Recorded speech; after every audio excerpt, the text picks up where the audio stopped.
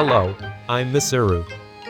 This time, I would like to introduce an excellent rich miso ramen. I think many people imagine miso ramen to be a very time-consuming dish with many steps. However, this time, with a little ingenuity, I was able to create a simple yet rich miso ramen with a strong seafood broth, and I would like to share it with you. It requires very few special ingredients, so I hope you will try making it at home. This channel shares tips on how to make delicious Japanese home-cooked meals with the world. Please subscribe to the channel so you don't miss any videos. Okay, so let's get started with the cooking. First, chop the garlic. Crushing the garlic with the belly of a knife will make it easier to remove the skin and garlic bud. Garlic bud burn easily, so it's best to remove it. It is okay to roughly chop it.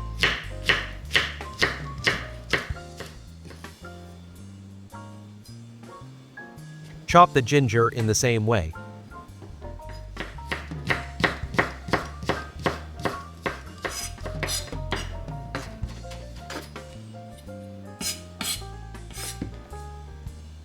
It will be easier to chop the green onion if you cut it vertically in advance.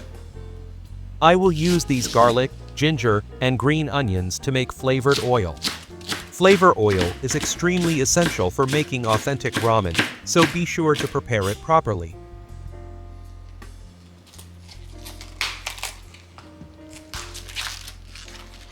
Remove the hard core of the cabbage and cut it into large pieces.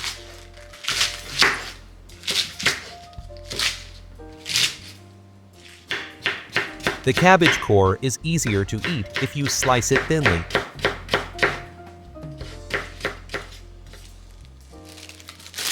Use the bean sprouts as is without cutting them.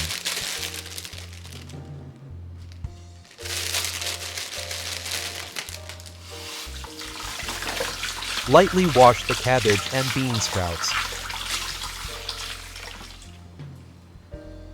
Cut pork belly as finely as possible.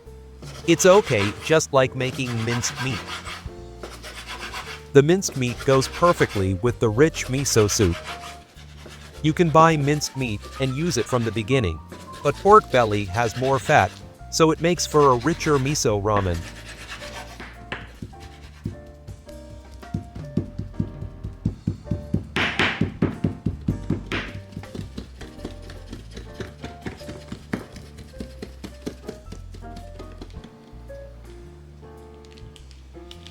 Place the dried bonito flakes in a heat-resistant dish and heat in the microwave oven for 1 minute.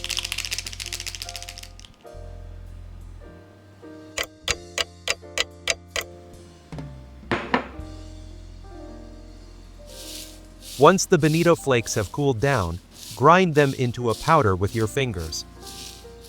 By doing this, the bonito flakes will blend into the ramen soup and eliminate the unpleasant texture. The seafood stock comes out from the bonito flakes, giving the ramen soup a very deep flavor.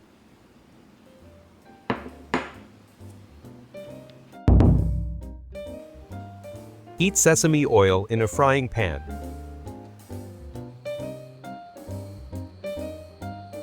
Add chopped pork belly and stir fry.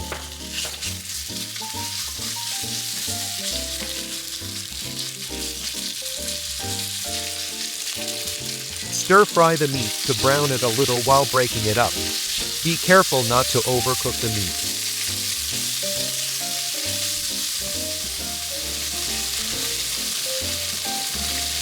Add garlic, green onion, and ginger and stir-fry along with the meat.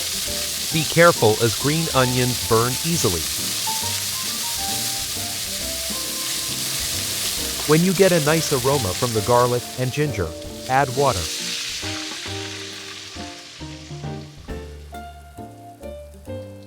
Then add dried bonito flakes, mirin, sugar, chicken broth mix, and sake, and bring to a boil.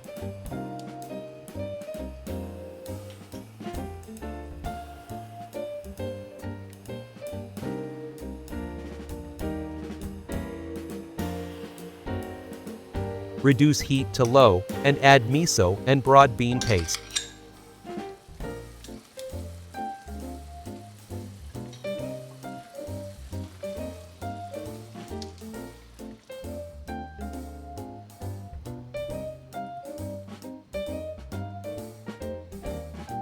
And now I'm going to add the ground sesame seeds. By adding this, you can create a very rich miso soup.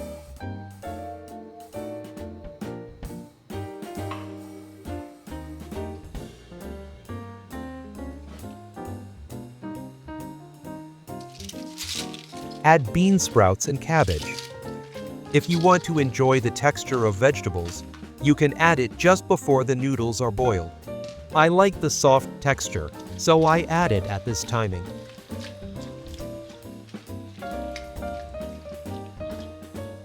Cover and simmer on low heat for about 1 minute, then turn off the heat. Now, let's start boiling the ramen noodles. Thoroughly loosen the noodles before boiling to ensure even boiling. Thick noodles go better with miso ramen noodles because they are more compatible with the miso soup. If you don't have thick noodles, you can use thin noodles. Boil the noodles according to the time indicated on the package.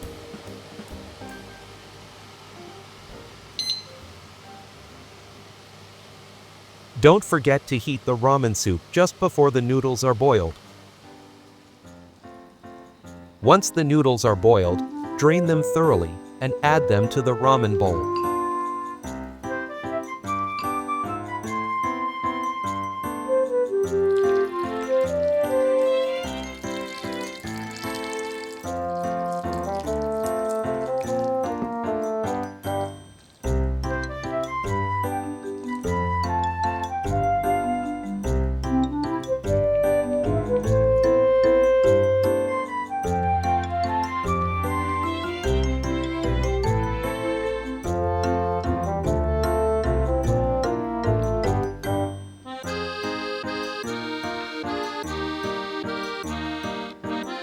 This is the completion of rich miso ramen that you can easily make at home.